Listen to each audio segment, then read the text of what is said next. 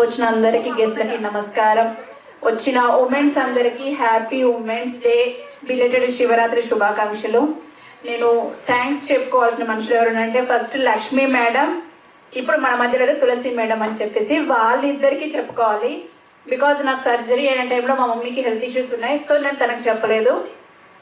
మా హస్బెండ్ మూలాన నేను చేయించుకోవాల్సింది. ఎందుకంటే నా ఒక్కసారి నా ఫోటో పోస్ట్ చేయమా ఉర్మి. బికాజ్ ఎందుకనంటే ఓవర్ వెయిట్ కాదు, అంటే టూ మచ్ కాదు, బట్ ఓవర్ వెయిట్. 75 ఉన్నాను. నాకు అప్పటికే 2 కిడ్స్. నా చిన్న పాప 2 years బేబీ.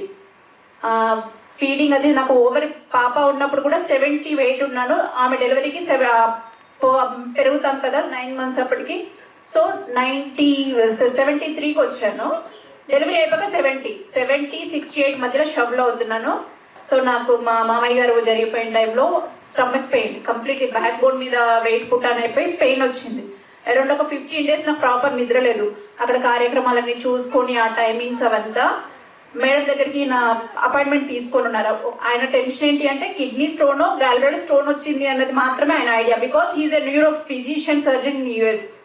ఆయన జస్ట్ ఆయన నాలెడ్జ్ ప్రకారం కిడ్నీ స్టోన్స్ అయినా అయ్యొచ్చు, లేదా గాల్బ్లాడర్ అయినా అయ్యొచ్చు. టెన్షన్ తీసుకోక ఫస్ట్ హాస్పిటల్కి వెళ్ళిపో అన్నాక మేడం అంతా చూసి అన్ని చెక్ చేశాక ఏం ప్రాబ్లం లేదు, ఓవర్ వెయిట్ తగ్గు, నేను నీకు సర్జరీ ప్రిఫర్ చేయను, నీ ఏజ్ అప్పుడు జస్ట్ నా ఏజ్ వచ్చేసి 28, జస్ట్ నా ఏజ్ అప్పుడు 28, వెయిట్ తగ్గొచ్చు, నీకు ఇదంతా ప్రాపర్గా హెల్త్ బాగుంది. ఎందుకంటే నా 2 నార్మల్, సిజేరియన్ కూడా కాదు, నువ్వు చేసుకుంటే తగ్గుతావు, నేను సజెస్ట్ చేయను, నేను అసలు ప్రిఫర్ చేయను అన్నారు. తగ్గాను, చేశాను. ఆఫ్టర్ ఒక 1 month 1.5 months అప్పటికే చేశాను నేను వర్కౌట్స్ చేసి తగ్గి పెరిగి ఆ వెయిట్కి వచ్చేసి అక్కడ ఆగిపోయింది. ఇంకా నేను అన్నాను మేడం దగ్గర ఒక ఆఫ్టర్ 1 month అన్నారు ఆవిడ. 3 months తర్వాత అన్నారు, లేదు మేడం నా వల్ల అవ్వట్లేదు, వర్కౌట్స్ చేసినా తగ్గట్లేదు, మళ్ళీ పాపతో క్యారింగ్ అటు ఇటు తిరగడము సరిపోవట్లేదు స్టామినా అన్నాక సర్జరీకి వెళ్ళాను. మా అమ్మకి తెలియదు, ఎవరు లేరు నాకు support.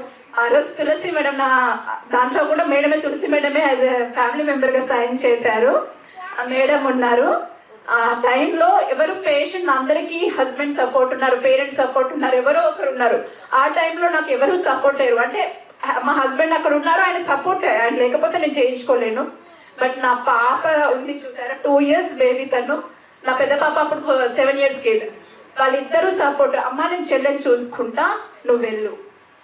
She A 2 years baby అప్పుడు, ఇప్పుడు 9 years. సో తినో సపోర్ట్ ఎక్కువ. బికాజ్ ఆ వెయిట్కి ఆ టైంలో మదర్ని వదిలేసి 5 days నా కజిన్ ఉంది, తను వచ్చింది కవిత. సో తన సపోర్ట్, ఎందుకంటే మా మమ్మీకి చెప్పుకోలేను, వాళ్ళ మమ్మీ తనకి ఎగ్జామ్స్ ఆ టైం కూడా, వాళ్ళ మమ్మీ అందరూ ఉండి పిల్లల్ని టేక్ కేర్ ఆఫ్ చేస్తే నేను వచ్చాను. మేడంకి అదే చెప్పాను, ఎవరు లేదంటే మేమ్ you are the family, don't feel about నీకు ఎవరు లేరు అన్న వర్డ్ యూజ్ చేయొద్దు అని. ఆ రోజు Tulasi madam, madam Lakshmi madam నాకు చేసి అంతా చేసుకున్నాకే నేను ఇవాళ ఇక్కడ ఉండి మాట్లాడగలుగుతున్నాను. As a passion, as a movie artist నా ప్యాషన్ అది. నేను ఇప్పుడు మళ్ళీ బ్యాక్ టు వర్క్ చేస్తున్నాను అడపా movies.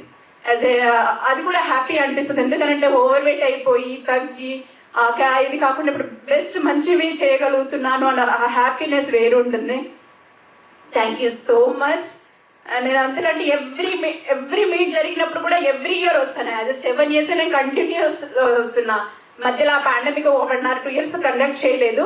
But every year every meet నేను వస్తాను. ఎందుకు అనంటే బికాజ్ నాకు ఇక్కడికి వస్తే ఒక ఎంకరేజ్మెంట్, ఒక నా ఫ్యామిలీని మీట్ అవుతున్న ఫీల్. బికాజ్ మేడం కోసం వస్తాను నేను. ఎందుకంటే ఎవరు లేరు అన్న దానికంటే కూడా హస్తవాసి అనుకోవచ్చు, లేకపోతే మేడం మాట్లాడే విధానం కావచ్చు, యాజ్ ఎ మోరల్ సపోర్ట్ నాకు ఉండి అంతా చేసుకొని, అందుకే ఎవ్రీ ఇయర్ ఏ మీట్కైనా కూడా వస్తాను. నాకు నా ఫ్యామిలీ అనిపిస్తుంది.